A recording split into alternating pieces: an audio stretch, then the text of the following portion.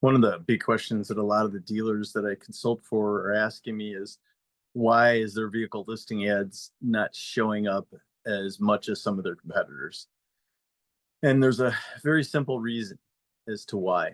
Um, and one of the dealers that I consult with, I was at their Subaru store in Chicago, and I happened to look at their vehicle listing ads. And something that they had done is they added overlays on the images. So Google strictly tells you that they do not want an image with an overlay.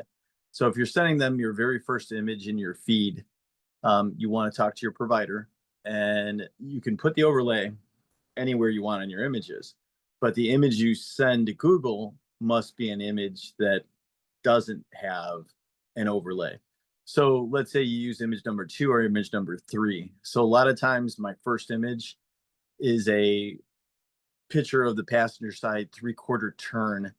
And the reason that we use the passenger side three-quarter turn in the United States is simply because it normally in a listing ad or on a website, when you list out a car, it pointed to the information because people read in a Z pattern, right? On a mobile device, it's different. We scroll up and down. But traditionally on a website and in marketing, people read in a Z pattern. So just keep that in mind, right? So that first image can have your overlay on it, and that's great. So send them your second image. But the key to this is that I've gone through this problem with other dealers while I was consulting with them. The second image is not always consistent. So your first 27 pictures, 30 pictures, whatever it is of a newer used car, you must map that out. Okay, there must be a sequence that you follow that's consistent.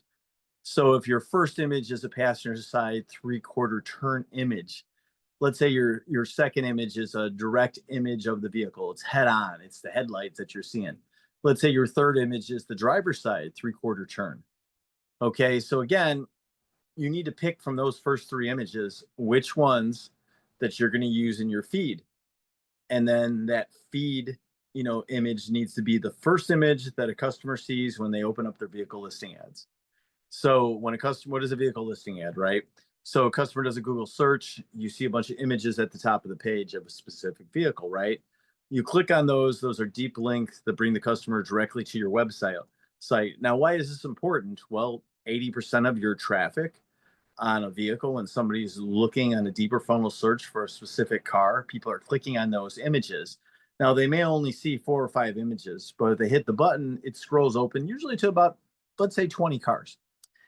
Okay, so let's say you have 20 cars there. The key is to have multiple cars represented there.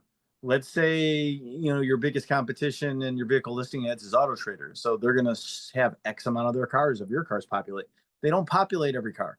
Same thing with Car Gurus, same thing with Carfax, same thing with cars.com. So same thing with Edmunds. So everybody's buying vehicle listing ads. Why? Because they have the most engagement. People will click on an image before they'll click on the content. So you just have some information on there that says you stock whatever, in context, it's great. But when you have an image there that people see, they start clicking on it and creating mental ownership. So again, no overlays on the first image, or at least not on the image that you're going to feed to Google listing. Find out if your vendor is doing it by feed, or find out if they're doing it by scraping. Good luck. If you have any questions, DM me, text me. Have a great day.